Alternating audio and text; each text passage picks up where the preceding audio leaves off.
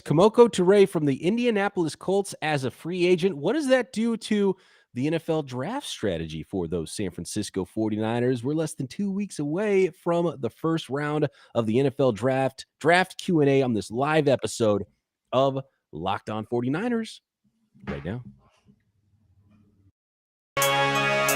You are Locked On 49ers, your daily San Francisco 49ers podcast, part of the Locked On Podcast Network, your team every day.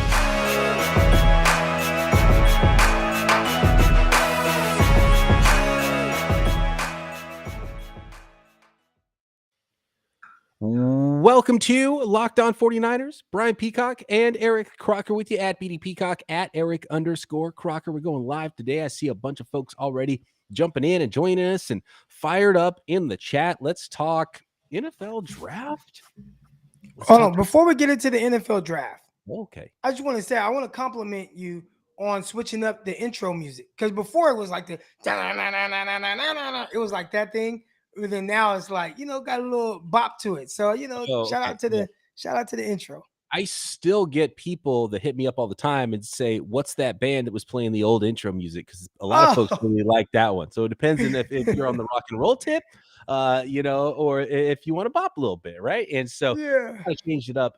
The big reason, though, we had to change it up was just because the rights. I did not have the rights to the old song, and we do have the rights to the new song as a network. So that's really what was behind changing the music, or I probably wouldn't have changed it because I like that old song too. But it's a good vibe. I like the vibe of the new song getting into the show, and I know a lot of people get fired up for it too. I see a lot of fire emojis here from the folks out there in the chat already, getting ready to do this thing. Make sure you hit subscribe and the like, thumbs up button and all that stuff on YouTube if you're with us live. If you're not with us live, that is okay, but you might want to mosey over to the YouTube channel sometime and have some fun and hang out with us, because it's always great. I see Jason Aponte checking in. I believe he got a letter from Jed York today, from what I understand. So do you know the backstory on that? I have no idea, but it was funny. Right. Maybe Aponte should jump on with us a little bit later when we go into overtime here and talk. I'll let him explain what is going on there, because I don't want to be messy. Let's see here. Kemoko Turay, the latest signing for those San Francisco 49ers. We got to get into that today. Croc, I do want to, before I forget, because yesterday I forgot, I wanted to ask you about your new podcast that you're launching that is not at all about football, but I want you to tell the folks about it so they know what's going on, because I think it's pretty cool. Oh, yeah. Well, I think you can kind of attest to this, that the entrepreneur side of, podcasting, building it up. I remember talking to you a while back, and you were telling me about how, you've had to change your name because you're doing the traffic for multiple outlets or whatever on the radio. Yeah. So, the grind and the hustle and having to be available at all hours of the day. And I think the entrepreneur thing is kind of glamorized, but you got to kind of work your way up to that. And that's what this podcast is about. More so like the business aspect of things and just life in general for anyone that aspires to be an entrepreneur. So it's called the Not Ideal Podcast, which I say not ideal a lot, because I think, a lot of times in life on this journey, you go through a lot of situations and circumstances that are less than ideal, and you have to figure out how to maneuver through it. So, the first episode I don't really like talking about myself, but I had to kind of introduce myself and kind of my path into this and some of the things I'm doing now. And finally, I can get into a lot of my guests. I think it's really important, because a lot of times entrepreneurship and just being successful, everyone wants to flaunt like the great side of it. Look how successful I am, show all the good stuff that happens with it. But it's crazy the path that people take, and everyone takes a different path. And you and I don't know. I don't even know how it's even possible in this universe that you and I matched up and ended up doing this podcast together with the crazy different routes we took. Right. But it's really cool. And it's awesome the way some things work out. And I would consider this. I think this podcast alone is just like a great example of success. Yeah, definitely. Especially when, we look at our numbers and how consistent they are. And to have that amount of people listening, because right now with my podcast, right, with the Not Ideal Podcast, and where my numbers are, and then knowing where Locked On 49ers numbers are, I'm like, it's a little different, right? Like it's crazy. You start from zero with the podcast, and then you get like 100 people. Like, oh my God, we got 100 listens to this episode. And then last year, what did we have, Croc? Like literally millions Yeah, of millions. downloads throughout the year. And it's crazy. And so it's all about the folks that come on and listen to us every day. And we love that. And I love that you're launching the new podcast, Croc, that's not about football. That's about other very important things in life. And there are a lot of things that are more important than football, but sometimes we like to escape those things by talking about ball. So let's do that today. What do you say? Talk a little 49ers football here. Love seeing everyone jumping in. Appreciate you all. Kemoko Turay, what are your thoughts on adding Kemoko Turay? Because I liked him. I loved him coming out of Rutgers, right, in 2018. Second round pick. He's, 6'5", 255, 260 pounds, ran a 4.65 at the combine. He's got the long arms. He's got the length. He's got the athleticism, the explosive movements that you're looking for in an edge rusher. And it hasn't gone great for him in Indianapolis. He had his career high 5.5 sacks last year, which still would have been a pretty good number as far as edge rushers are on the 49ers last year. But it didn't go great for him. They let him walk. The 49ers have signed him to a one-year contract. I don't know the exact details on it yet. But again, everybody but Bosa on a one-year contract now for the 49ers at end. So I don't think it takes it off the board for the 49ers in the draft, but it might change strategy, I think, for the 49ers. So it'd have to be really the right person to be there. More on that as it pertains to the draft in a second. But what did you think about Turay coming out? Because I think we had probably talked about him before here on the podcast in 2018. And did you catch him at all with the Colts? Did you watch any after he was signed or after he was meeting with the 49ers a couple of weeks ago? And what do you think he's going to bring to the team?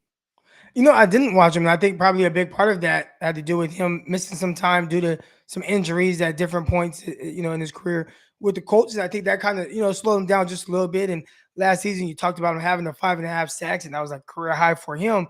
But from my understanding, and we could talk to more Colts guys about it, that was him just kind of finding his way back, kind of being healthy, finally, and making the most of some of the opportunities that he had. And, I had one of my little homies, hit me, who's a Colts fan. And, I didn't even know Colts fans existed really, but he's a Colts fan. And he DM'd me and was like, man, like, I was hoping that we could bring him back. So, when you hear fans of the team that the guy is leaving say things like that, I think that's encouraging more so than anything else. Whatever he was coming out of college, I mean, that's over and done with. A lot of people liked him. I know I liked him. And, 49er fan base kind of sometimes grasps to a name. And he was one of those names where people are like, oh, great, like, got to give him second round. But I think overall, when you look at what the 49ers do have at the edge position, I think he can kind of fit in there and be able to contribute. Now, again, you did talk about everybody being on the one-year deal. So, we'll see if somebody can kind of get extended. But I like the bodies that they have rushing the passer on the defensive line.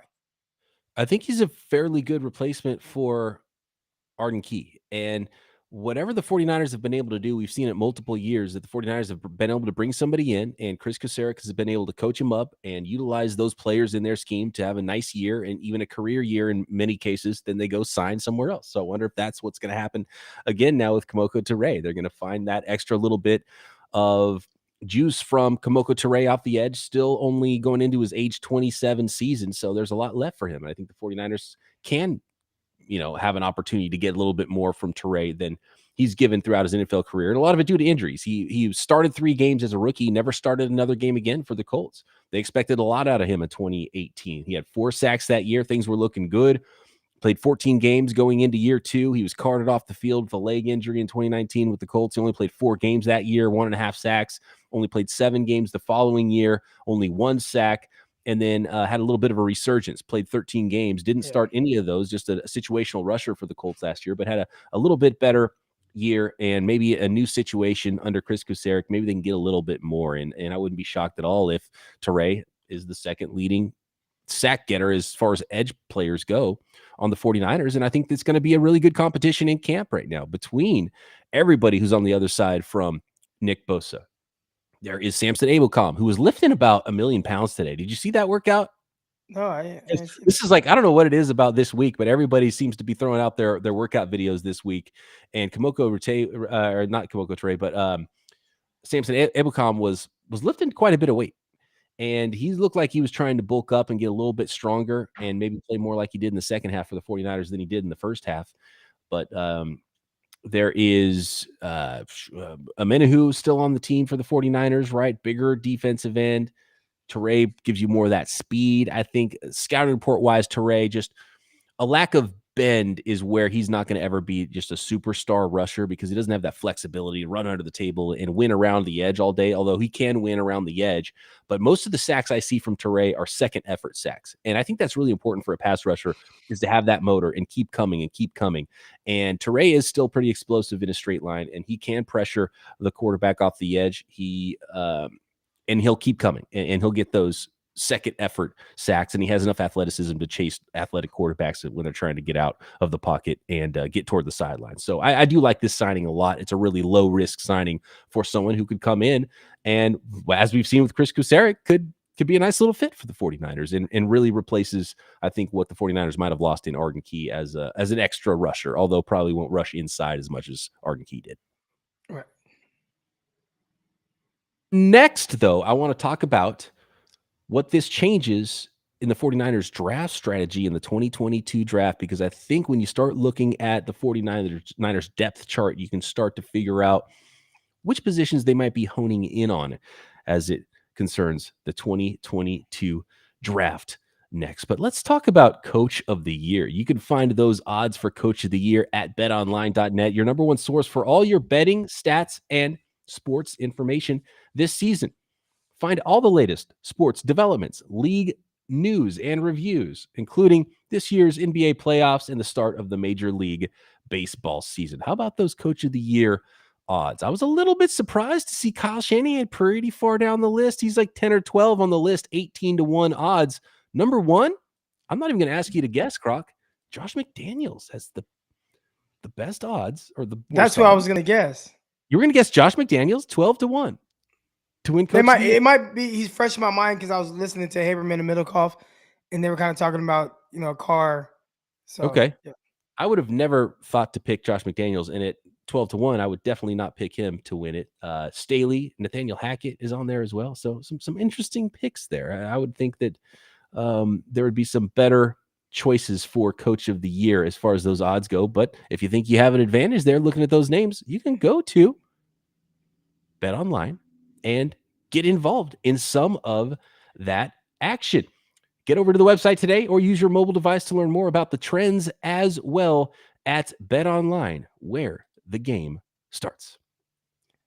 All right. Thanks, everybody, for making Locked On 49ers your first listen every day. And the big announcement this week is starting April 28th. Tune in to Eric Crocker and the Locked On NFL Draft's live coverage of the 2022 NFL Draft. All 3 days of real-time analysis from our extensive lineup of experts and insiders. And for those of you dying to know who your team might take the week leading up to the draft, catch the Odyssey and Locked On's NFL Ultimate Mock Draft Special, hosted by me and my Peacock and Williamson co-host, Matt Williamson. That will be all week leading up to the real first pick of the NFL Draft. Tons of draft coverage here on the Locked On Podcast Network. All right, Croc. They've been sniffing around some edge players. They've been meeting with some edge players before the draft, having some 30 visits, meeting with guys at the combine. Clearly, edge was a need for the 49ers coming into April. And clearly, it was a position they were looking at on day 2. Signing Kemoko Turay, and now that you look at the roster and the depth chart, do you think there's room for one more? Or do you think this is the 49ers telling us, look, I think Turay's right around that same, like sort of the same value of prospect as they would have been taking in the second round, or maybe even in the third round? So let's just sign the veteran into Ray. We can get more out of him, and we're going in a different direction in the draft at 61. That's the way I read this. Do you read this the same, Croc? Yeah. I think they've loaded up enough on bodies. And again, you don't have that long-term guy, and maybe if they had the number 5 overall pick, they wouldn't do that, and they would get a guy that they felt like can come in and really be a 3-down edge rusher for them. But at pick 61, it's kind of hard to anticipate that. So you do everything you can to, solidify the depth there. And I think they've done a good job of that. I think they kind of leave it alone unless there's a guy late. And I mean, at some point, day 3, where it's just like, all right, we do have a lot of guys on 1 year contracts. Let's get a guy at some point day 3 to where it's like, we have time to kind of work him in and develop him. And he's not a guy that has to play right away. So yeah, I definitely think though it means, and we've been watching edge rushers, and you and I talked about it. Who was the guy I said, oh, Drake Jackson, right? Because he's that guy that just come off the edge, bend around that corner, get to the quarterback. But it looks like they kind of got their version of that value.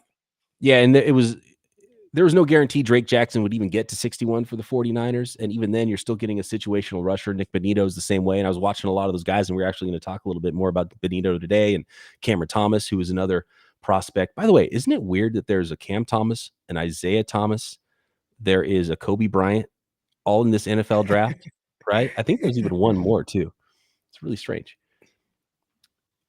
Kemoko Turay, Samson Ebukam, Kerry Hyder, Charles Omenihu, Jordan Willis, and that's not even counting D Ford, who's still on the roster, but Nick Bosa, right? So it's a pretty full room already. If everybody's healthy going into camp, there's not much room for a rookie to jump in there. I agree with you, but there is still one day 3 prospect, Alex Wright. I want to talk about from UAB a little bit later in the podcast because I have watched some of him as well. Who wins that job? Who's the number 2 guy? Because they're all very similar, all on 1 year deals, all have different skill sets. But I could buy the argument that Hyder, because of what he's done in the past, would be the guy who lines up there first. And, a little bigger guy could give you a little bit more of the inside out versatility too. Abel Khan was the guy that came on late last year. He's the guy that's paid the most, but still in the last year of his contract. I could buy the argument that he's going to be the main guy across from Bosa. I think Kemoko Turay absolutely has an opportunity to be that guy and compete for that. Jordan Willis has played some important snaps for the 49ers. Charles Omenihu, if you're looking for an early down guy who's got size and do a lot of what Eric Armstead used to do as a big end, then Omenihu could be that guy. Who's out there? Snap 1, week 1. Croc, what do you think this group's going to look like? Or is this going to be a death match in training camp? Is that what's going on? Definitely going to be some sort of a death match. But if I had to say who comes out on top, at least to be, a first or second down rusher, I like how you brought up Omenihu and what he does and being that guy on the edge. You looked at what the 49ers wanted to do with Eric Armstead, kind of leaving him out there as a 4-3 in on run downs and kind of sliding him inside the other, with his other usage. That's part of scheme, right? A lot of teams are going more towards too high on early downs, which 49ers have as well. And what that does is try to eliminate the big crossing routes.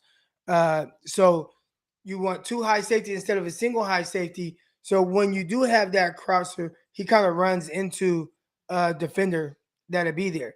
And in turn, you have a bigger guy on the edge there to where if they do run it, he's more stout versus to run. So I know a lot of people are frustrated with, Eric Armstead, why is he outside? Like, that's why. All right, but now you have Omenihu. He can be that guy. And on third down, okay, now you can have your speed guy come in, whoever that is, whether it's Ebukam, whether you feel like it's Hyder, which he's not a speed guy to me, but definitely a rotation guy. Turay, whoever it is, now you have that guy just for pass rushing purposes. And honestly, I don't know health-wise if he'll hold up, but I would probably right now pick Turay as the guy that would win an every down role because he does have some of that juice off the edge. And while he's more of linear of an athlete and not, super stout, he comes with the right attitude and he can set the edge a little bit. And he will bring the fight to offensive linemen on the edge. So I like Turay as someone who can actually do a little bit of both, even more so. And then you filter in Kerry Hyder that can do a little bit of both. Abel Com's more of a, I think might end up being more situational rusher this year. Although he brings some, he plays maybe a little bit bigger and he's the smallest of that group. So it's an interesting group right now. They don't have a long-term answer. They don't have the Batman they don't have the Robin to Nick Bosa's Batman, as I've been talking about. They need to find in the draft, and they don't really have a first round pick to do that. They don't have that again next year, but maybe they're thinking, look, we've been able to filter these guys in, find talent. Chris Kuceric's just done an amazing job. There's been one of those guys every single year, and maybe it's Turay this year. And I think that's the strategy for the 49ers is to go another direction in the draft. Right. And here's, I think, what fans need to think about, because I think a lot of people want to go edge rusher. The edge rushers that are really good, they are most likely going, first of all, in the top 15. And if not top 15, like by pick 50, they are the guys, right? Like that have it all. Like good against the run, good against the pass, or maybe have a little something where they're a little bit better than this and maybe not as well rounded. But like those guys that can really get after it. I think who is it? Harold Landry. Like that was a very rare thing to see him fall as far as he did with the type of ability that he has to bend around the edge. So I don't anticipate someone being there at 61 where it's just like, oh, well, 49ers need an edge rusher. You got to go get this guy right here at 61. The guy that you would say that for, he's likely gone. So you're better off going with a different position to where the value of that player is still high. We talked about, the Nick Crosses, and the Briskers and those type of guys who, because of the position they play, might still be there, but they are plug and play guys as opposed to an edge you get at 61. Yeah, much more likely to have a safety that's a true every down player that is a legit starter that meets height, weight, speed for the position and checks more boxes than it is for an edge player to get there, even in a deep edge class. But I have two names for you, Croc. One on day 2, one on day 3 next that still could make sense for the 49ers at the edge position. We'll take your chat questions as well on the NFL draft, 49ers, whatever you want to get into here on this live episode of Locked On 49ers. But I got to let the folks out there, Croc, know about Built Bar. I already saw somebody in the chat asking about Built Bar. Of course, we're going to let you know about the best tasting protein bar on the planet. It is the protein bar that tastes like a candy bar. You want a treat that tastes delicious, that you don't feel like you're missing out on anything, that is covered in 100% real chocolate. And yes, it makes all the difference in the world, but it's still a low calorie, high protein treat to replace all of those treats for you that are bad for you, all those snacks that you have, all the secret hiding places. You got to replace those with something that tastes just as good, but is much healthier for you. Most Built Bars contain only 130 calories, only 4 grams of sugar, only 4 grams of net carbs, and 17 grams of protein. Some very special Easter flavors as well at Built.com. New flavors showing up all the time. Brownie batter puffs. And by the way, if you don't know what puffs are, they're the first ever protein-infused marshmallow. A fluffy, marshmallowy protein bar covered in 100% real chocolate. That's what you can find at Built.com. If you're not sure what flavor, they've got mixed boxes of Built Bars as well. So go to Built.com and get 15% off one of those boxes with our promo code LOCKED15. That is promo code LOCKED15 for 15% off at Built.com. I thought Croc left the screen for a second. I thought he was running out to get some of those Built Bars. Made him a little bit hungry there. And I know the folks out there in the chat, let me know in the chat if you are excited about, chicken Alfredo Built Bar. Ooh, I don't think they've quite gone that far, Dr. Steve Brule. Not many savory flavors of the Built Bar. They're staying on the dessert side of things. They're staying on the sweet side of things. But it's pretty amazing what they're able to do. My son was eating jelly beans the other day. I was like, how do they make these? How do you make a buttered popcorn flavored jelly bean? How is that even possible? Yeah. I think the scientists, they might have actually hired some of the jelly bean scientists over at Built Bar and figured out a way to do that, but without all the sugar. It's pretty amazing what they're doing at Built.com. Is Nick Cross one of those guys the league is higher on than the draft media? He's got height. He's 4'3". He can run to the football in a hurry. And I would say try to wait to 93, but if I had to bet, he's not going to be there at 93. So if you like Nick Cross, you got to take him at 61. But what's crazy about this class is I've seen almost every order there is of safeties from all the national media folks too. So they can't agree either on this class. And I think that signals how deep the class is, right?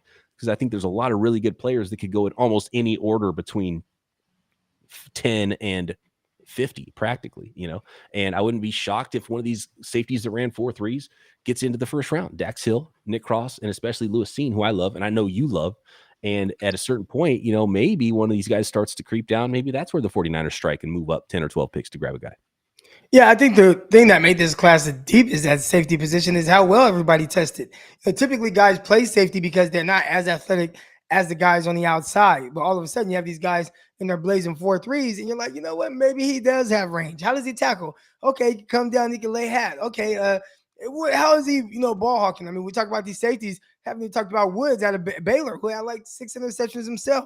Talked about Mckinley, who out of Oregon, who had like 6 or 7 interceptions, but maybe didn't test as well as some of these other guys. Woods ran 4.3, and is a longer guy, a little bit leaner, but again, ball hawk. So there are a lot of safeties that could potentially be available to where it's like, you know what, this is a guy who can definitely be a plug and play guy for the 49ers.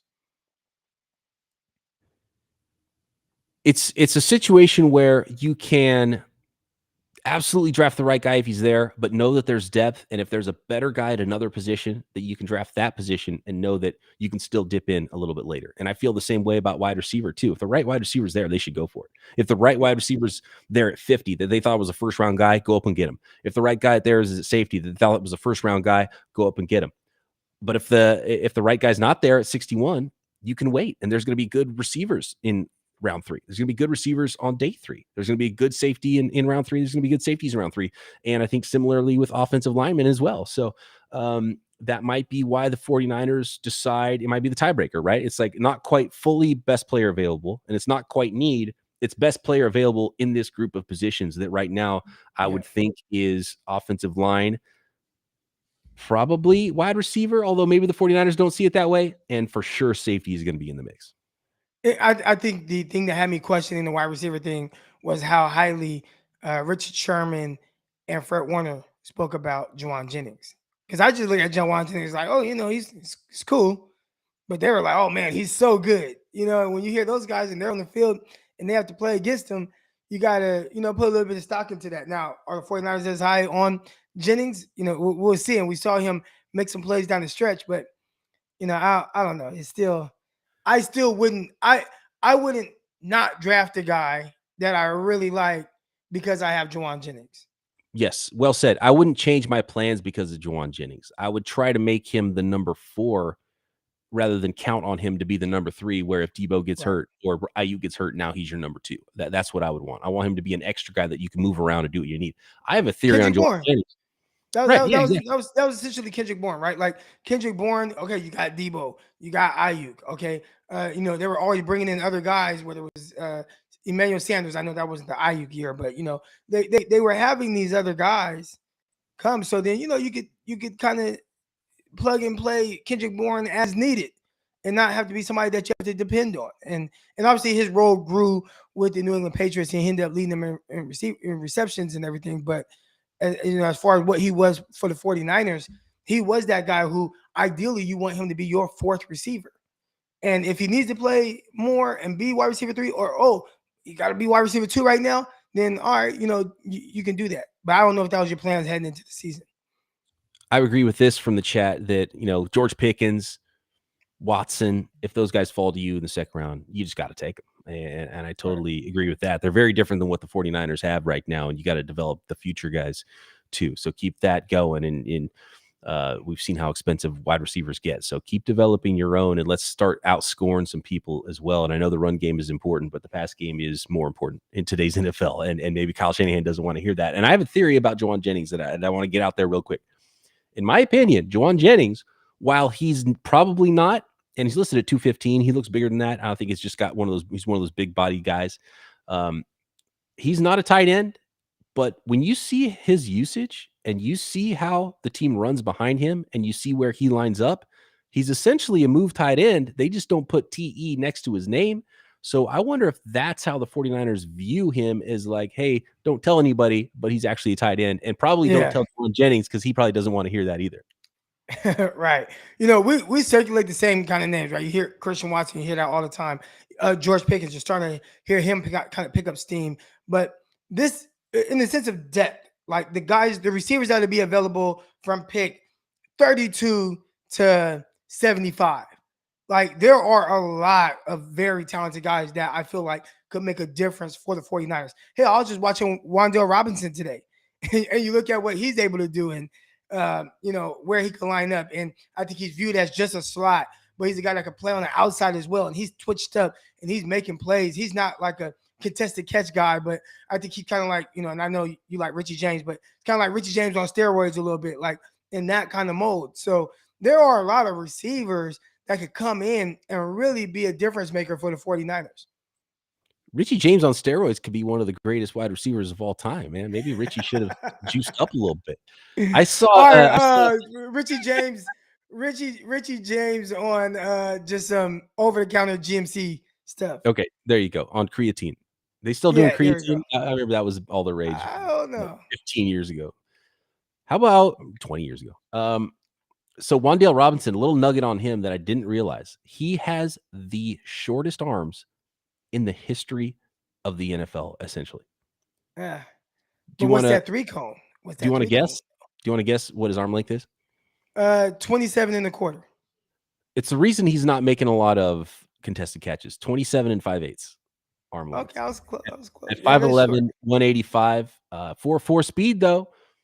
He didn't have a 3-cone from the combine. I wonder if he ran it at his pro day, but he's a tough runner, good after the catch. He's absolutely someone I could see the 49ers liking, but because of that length, and that's why he doesn't make contested catches, probably why he won't be used outside very often. Looking for a slot guy that you can get the ball quick and have him make plays after the catch. Wan'Dale Robinson is a dude. And again, just another dude. There's a ton of these guys in the draft, all shapes and sizes. So if the 49ers wait until round 3, round 4, round 5 to add to the group, and look, they've already added 2 free agent wide receivers. They clearly know that there's a numbers game there. They need to hit some more, and there's going to be some competition at wide receiver. Yeah. It just depends on when the right value is there when you're on the clock, and then you strike. You got Tolbert out of South Alabama. I mean, he was a guy that was killing it at the Senior Bowl, and then went to the combine, and I believe he ran in the 4.3s, and he looked smooth getting in and out of breaks and everything with his routes. Where you look at scouting reports, they're saying that he's not a good route runner, but it's like, well, he was. And then you got Danny Gray at SMU. I mean, he can fly. You got Reggie Roberson, who's at SMU, and he's kind of a forgotten guy because he tore his ACL where he was having like a breakout game. I mean, there are a lot of receivers. We talk about some of the same ones, but it's almost like you kind of can't go wrong. And I don't want to say it's just easy to improve over Jawan Jennings because he's an NFL player and he showed some level of success. But there are guys that I would be like, yeah, I'd rather have him than Jennings. Okay, we're gonna get into the chat a little bit more, and some of these players when we go into overtimes. I see a lot of names getting thrown out there, and I have some thoughts about a lot of them. And yeah, there's a lot of good ones. It's a deep wide receiver class yet again. But 2 names really quick before we go here from the main podcast before we go into overtime, and stick around in the chat because we're going to stay live for a little bit after we say goodbye to those folks in the audio only podcast realm. Alex Wright out of UAB. He's 6'5", 6'6", 270 pounds, but he plays like a stand-up rusher at UAB, and he's got some traits. Poor workouts. Yeah, I have some questions about him. I've seen him all over the place. I think maybe Zerline or Dane Brugler, one of those guys has him like top 50. And then I see other people have him in 6th or 7th round. So I don't have any clue where he's going to go, but he's got some traits, but worked out so poorly. I worry a little bit. How did you end up at UAB when you're 6'5", 270 and you can play stand-up outside rusher, right? And he does show some traits, long arms, all this stuff. And he's still kind of raw. He's a player I really like. If he's there day 3 at some point, he's a project, maybe a long-term guy, maybe somebody that you stash for a little bit and could be that guy who sticks around for a while on a rookie contract since you don't have anybody signed through next year except for Nick Bosa. But and that's my day 3 guy. And I do kind of like him, but as long as he doesn't go too high, I'm definitely not fighting to grab him on day 2. But I like Alex Wright. Look out for him. And I know he has met with the 49ers on day 3. How about this name, though? David Ajabo. What if he falls to 61 because of the Achilles, or gets close enough to where the Niners might go up and get him? And you're not worried about what he plays this year. Talking about all those contracts and stuff, you stash him on the PUP list all year long. Maybe he makes an appearance in the playoffs at some point late in the year, right? But this is more about the future and 2023 and beyond to potentially get yourself a stud edge rusher opposite of Nick Bosa, and a player that is very, very likely who tore that Achilles during workouts late in the draft process. He's not going to be ready to start the season. He's going to go later than he should, than his talent would say that he should go. Maybe that's where the 49ers strike. Maybe that's your guy for not this year, but next year. I talked about Harold Landry, when he was coming out and like where he excelled. And, is he the stout guy versus the run? Probably not. And when you watch 55, gosh, you just said his name, out of Michigan, David Ajabo, excuse me. When you watch Ajabo, I mean, like that's what he reminded me of. I mean, he can fly around the edge. His motor and his closing speed on quarterbacks was like relentless. He'll give you pass rush moves, set up outside moves, and come back with the spin. I mean, he does some high level stuff. He's one of my favorite edge rushers in this class. And, we'll see how much the injury drops him. We just watched Cam Akers for the Rams last season come in, and Akers, he ruptured his Achilles, but towards the end of the year, and he did that in like late OTAs or training camp or something like that. And then at the end of the season, he's playing. So when I see some of these injuries, again, it's not a play for this year, but you still will get value from him this year. Like if David Ajabo were to kind of fall second round and you trade up for him, he will be back mid-season. Now, will he be the 100% what you want him to be? Maybe not. It's a little recovery time with those type of injuries. But come playoff time, come next season, his second year, you could see a guy like him go crazy. Absolutely. Just another name to think about that hasn't really been on the radar for the 49ers. I don't think he'll get that far. He might still even go at the end of round one, sort of like Jeffrey Simmons did a couple years ago to the Titans. And, and that turned out great for them. So towards ACL training and played in the season. And he's been terrific for them. He's been awesome. All right. Thanks, everybody, for listening to this edition of Locked On 49ers. If you're in the live chat on YouTube, stick around. We're going to go into overtime for 15 minutes or so. Appreciate you guys making us your first listen every day. For your second listen, check out Croc doing Locked On NFL Draft. I'm on the Peacock and Williamson NFL show daily. We got the ultimate mock draft coming. We got live NFL draft coverage coming, all right here on the Locked On Podcast Network. Croc and I back Monday right here, Locked On 49ers. All right, let's get into this. I've seen this. This is interesting to me, talking about Watson, because we were on Watson for a long time, and it was like, man, snag this guy in the third round, be a great pick. It was like, oh shoot, okay, maybe you might have to even go as high as the second round to draft this guy. And now I've seen him in mock drafts in round number one. Is the hype getting too high for this guy out of an FCS school? Are people getting a little too crazy because of the workouts for Watson, who's a player that's still at an advanced age? He's 23 years old. He's an older prospect. There's a lot of older prospects in this class, and he still has some rough edges to him as well, and maybe too many drops. Are people getting a little bit too excited about the workout numbers? And should we even throw out this year's combine because the numbers were so insane? I know, right? The combine numbers are the ones where typically you can lean on those usually, but now it's like, do we count these numbers? They're like better than pro day numbers. Yeah, prospects aren't going back and running again at their pro day. They're like, no, I'm cool. I'll stand pat on that combine number. I'm good. Right. As it pertains to Watson, I think, at least for me, because I have him ranked high, but it kind of reminds me of like DK Metcalf, where there is this element of size, freak athlete, ability, and you're leaning on that. So me being really high, remember I was really high on DK Metcalf. He was my wide receiver one. Then I had Debo and AJ Brown. And it wasn't because DK Metcalf was just this refined receiver coming out. And when I look at Christian Watson, I see some of those capabilities. Now, I do think DK played consistently more explosive, where watching Christian Watson, I see a little bit more while running routes. I see a little bit more Jalen Hurd, right? Like where he's kind of a bigger mover. And I think for him, it's, can you learn to consistently play fast? And if he does, I think he's going to be fine. I had question marks about him. Like, okay, I mean, we see the big plays. We see him outrun guys. He's fast with the ball in his hands. How is it going to look when you play against better competition? And he went to the Senior Bowl, and he was the best receiver there. Like, you can ask anyone who was there at Senior Bowl week.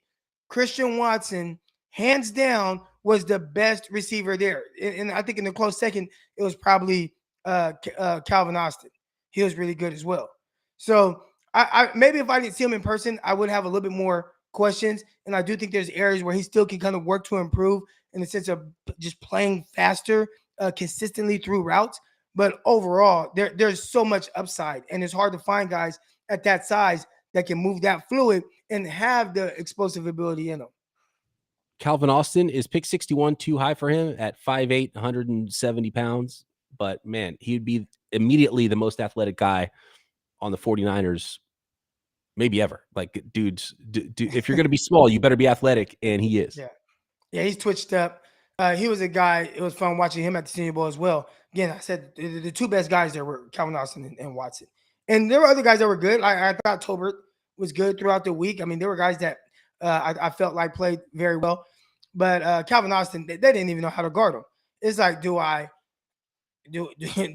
press him? Nope, run by you. Do I play off? Nope, run by you. Okay, guard him on the outside. Okay, ran comebacks. He's routing guys up. Okay, in the slot off, he just runs straight by you. So I thought he had a very strong Senior Bowl week, and he just put all of his ability on full display, aside from punt returning, which, we've seen his return capabilities on film stand out as well. What about a wide receiver from Boise State that we haven't talked a lot about that's in that day 2 range? I would say more third than second round is Khalil Shakir. Have you watched him a lot? What are your thoughts there? Again, one of those guys that blazed the combine, 4.43 speed, and has been productive. I have not watched him yet, but I'm hoping to get to him and have a good scouting report on him for y'all. Probably by Monday's episode. Even faster, Danny Gray. I don't know how high Danny Gray is going to go, but I've seen his name a couple times in the chat, and yeah, they got some speed at SMU. What? I watched him against Marcus Jones, corner out of Houston. Yeah, and I posted some stuff to the YouTube channel this morning. It was I thought Marcus Jones did very well. There were times where I saw him play off, use the feet, loses leverage, speed turn, stay on top field, upfield shoulder, get after it there. I mean, other routes, no separation. I thought Marcus Jones did a really good job. Now, I think he did get dunked on down the right sideline. I don't remember what receiver it was. It could have been Gray. So that did happen. Marcus Jones is intriguing. I see someone say, I want Marcus Jones at 61. He is another one of those guys that's an older prospect. And then he had like double shoulder surgery. So that's something to think about. Right now, he's recovering from it. I don't even know if he did any testing. And then he has like short arm. You talked about short. I think he has the shortest arms in this draft class for cornerbacks. So he profiles more as a nickel. I think he does have physical play ability. I think he has to learn how to defeat blocks a little bit if he is going to be a more of a nickel guy. But I like his. I mean, he's twitched up. The coverage skills are really good. But obviously, he's just a little bit vertically challenged with his height and length. And the injuries and the age. Yeah, there's a lot working against him too. And I would be surprised if he goes before pick 61. And I think there's a pretty good chance he would be there at 93 for the 49ers if they wanted to go that route. By the way, 28 and 7/8 inch arm length. So not terrible for someone who's 5'8", and he's got over an inch on Wan'Dale Robinson there with the length. But if you're going to be small, similar to Calvin Austin, if you're going to be small, you better be super athletic and you better play bigger than your size. And Marcus Jones does. He plays big. I like that guy. But again, 5'8", 185, he's not going to be for everyone, which is why you're going to be able to get him a lot later. I mean, he might be there in round 4. That's what happens to very small players like that. 5'8", 185 is small for the league at corner. That's what happened to the kid out of Washington. Gosh, I can't think of his name. Last year was a rookie, light skin. Because they had Keith Taylor and they had the other guy who was kind of like a safety / kind of hybrid nickel guy. But a lot of people thought he would go higher, and I'm like, I think he's going to go 4th round. Now, he didn't run very fast, but even Marcus Jones, we haven't gotten a chance to see him run. So that's really when things go bad, is when you're small and then you don't run well, and teams just be like, yeah, no, that's not happening. There was Verone McKinley, safety. We've talked about him a little bit. We haven't really gone deep into the scouting report, but I know you like him. He's someone that's gotten his hands on a lot of footballs, a free safety type. I don't think he's a fit for what the 49ers need, is that sort of strong safety, but maybe as a backup to Jimmy Ward, Verone McKinley, or could he play with Ward? Verone McKinley, he's another interesting one because he's small. He's like 5'10", 192 pounds at safety, and then he didn't run well. He ran a 4.65. Now, at Oregon, however they used him, 2 high, single high, I thought he played with terrific anticipation and physicalness at the contact point. But at the NFL level, sometimes like that lack of athleticism, it could potentially kind of bite you. You have to play with just high level anticipation, which I think he has. and he's a guy that was top in the nation in interceptions. So clearly he's a playmaker, but running 4.65 at 5'10", 192, that's going to kind of push you down some teams' boards. Oh, was he 4.65 at the combine? I believe so. Oh, he might go undrafted. That's not good. That's like talking about late 6th round, those comp picks for the 49ers, late 6th round. That's hard.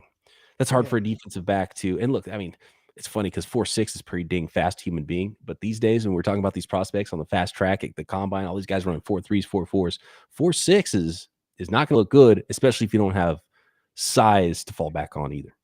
Well, especially when you're talking about that track that everybody was blazing times on, and you're like, well, do we count these times because they're so fast? And then you have a guy like Mckinley, who I like Mckinley. He's like a legit football guy. But, he goes out there and he runs slower, and it's like, either those receivers are just hella fast or you are hella slow. So I'm looking at – so he didn't run at the combine. He probably should have. Okay, so pro day. I think there's a lot of prospects that didn't run at the combine that are kicking themselves now and wishing they would have, because it looks a lot better to have that official combine time, and then you go to your pro day and you might not even run any faster. Usually that's what you do at your pro days, you run faster.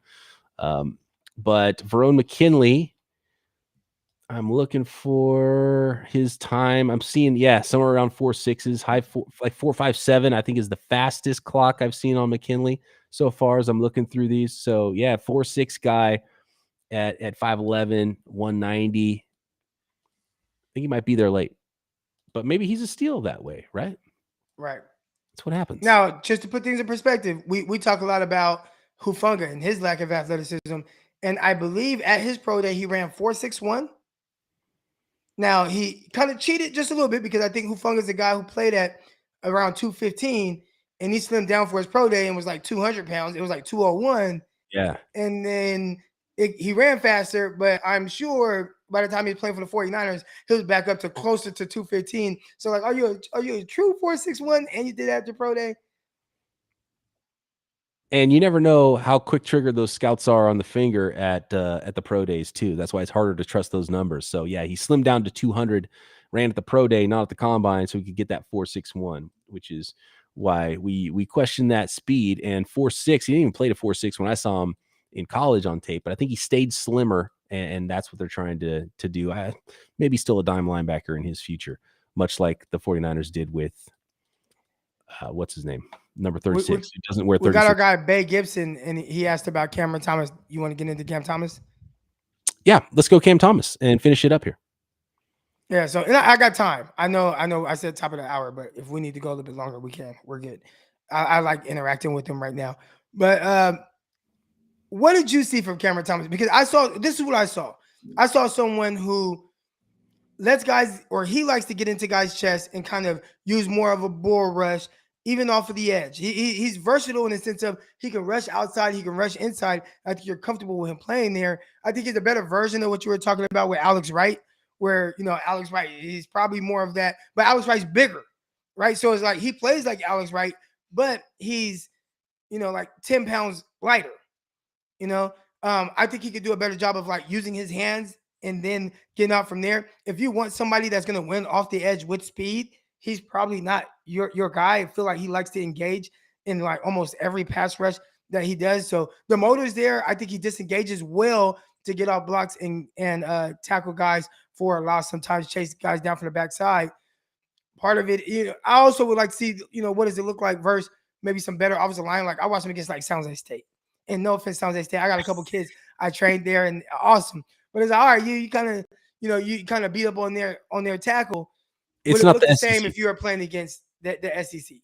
From that, exactly. But being able to bully guys, like if you're not able to win with speed against San Jose State and you have to do more bullying, can you bully the big dogs too? Yeah, Trey Hendrickson is the comp here. I've seen Sam Hubbard is a comp I've seen a lot. Of course, the white guy, defensive end. Yeah, that's what I was like. But yeah, he's that. Yeah, kind of playing the run on the way to the quarterback type of thing, and he's always engaging, a little bit of a power end. You don't really see him ever win with athleticism around the corner, but he's a high motor guy, and sort of like what I was talking about earlier with Turay, it's really important. Most sacks in the NFL come on second effort or come from speed to power than just out athleting NFL offensive tackles. So for that reason, I like him. I think he's a super high floor. I think Cam Thomas is going to come in. He's going to be a good player for somebody right away. Is he Remember the what I right said he fit for the was. 49ers as a, sort of a run defender first and give you some effort sacks? I don't love him at 61 for the 49ers, but I think he's going to be a pretty good player. But he's kind of the opposite of what I'd be looking for the 49ers. I'd be trying to swing for high upside, even if it's a low floor. Do you remember my comp for him when I was talking to you about him? No. Solomon Thomas. Oh, yeah, that's right. Solomon Thomas. Yeah. Yeah. The sort of the inside out guy. And so here's the thing that got Solomon Thomas in trouble is they thought he was versatile to where he could play end or tackle. And it turned out he was a tweener and wasn't great at either. And for Cam Thomas, I like the comp, except for I think he actually is versatile to where he can be a run defender as an edge player and then give you a little bit of a loose sort of undersized interior rusher on some third downs. But I think he's pretty much a bigger end, maybe a 3-4 defensive end. And I think he tried to stay slim and run well in his workouts, but I see him as a big end. Yeah, I think that's exactly what Cam Thomas is. And I actually think Cam Thomas has a good shot to be a better player in his career than Solomon Thomas was. But I like that comp because, yeah, it's like, is he an end or is he an interior guy? Hey, I don't know. I mean, you say higher upside, like Solomon Thomas, the conversation about him when he was coming out, like everybody like, okay, 49ers happened to draft him, right? And they drafted him high, 3rd overall. He was not getting out of the top 10.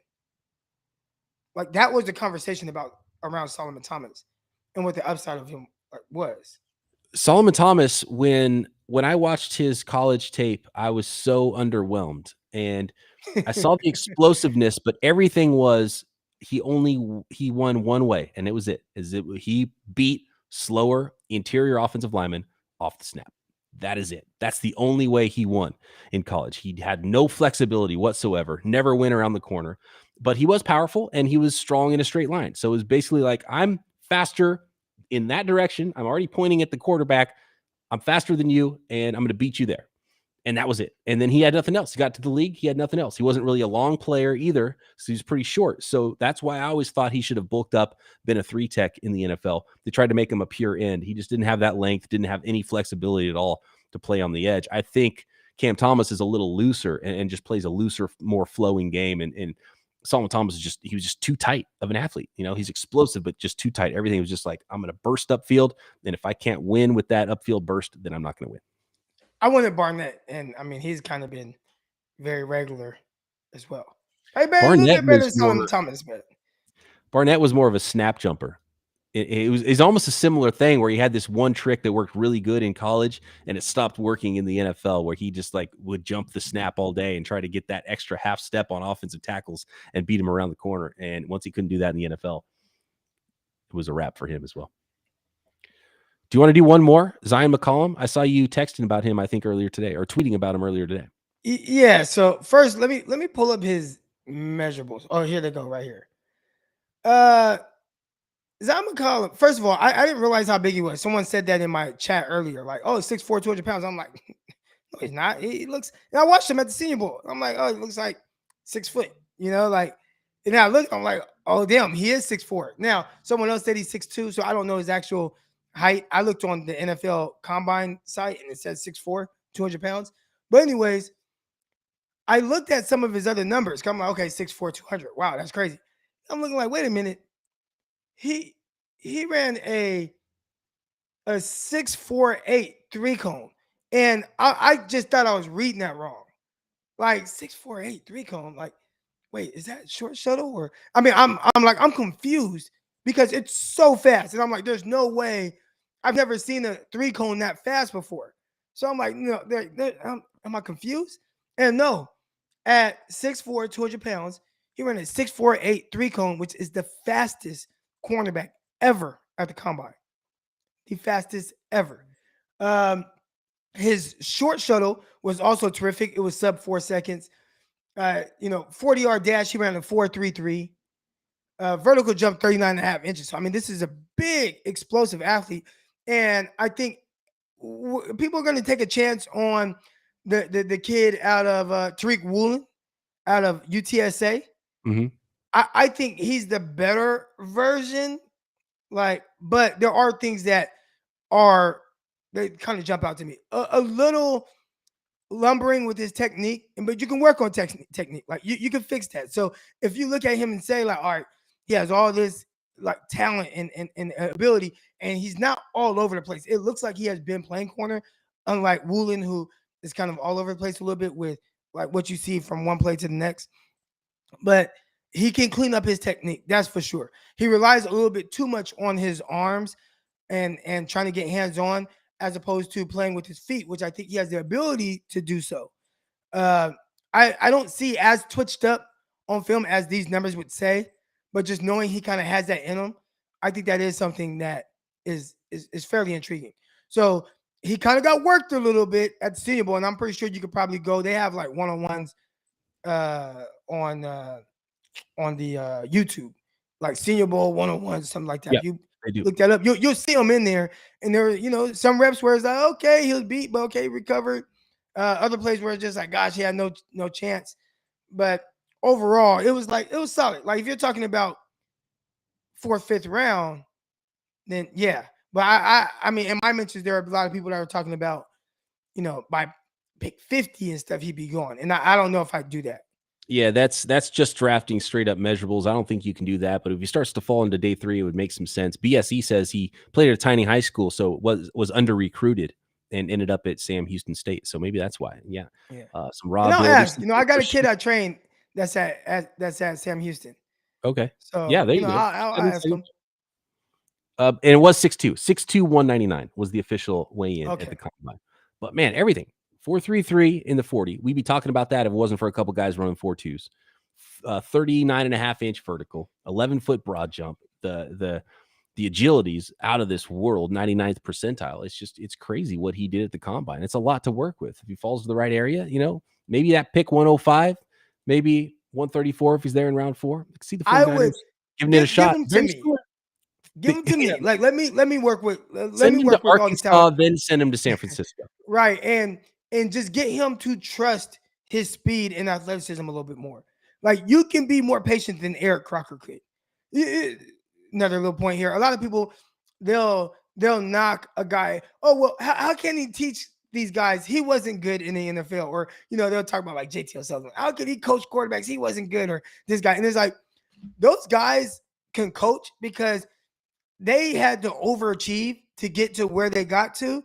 And if they had more talent and could, it's like, man, if I had this and this, then and to go with my overachieving, like, man, I could do all these wonderful things. And that's how I view a guy like him. Similar size. I was listed at 6'2", 200 pounds, or 195 to 200 pounds.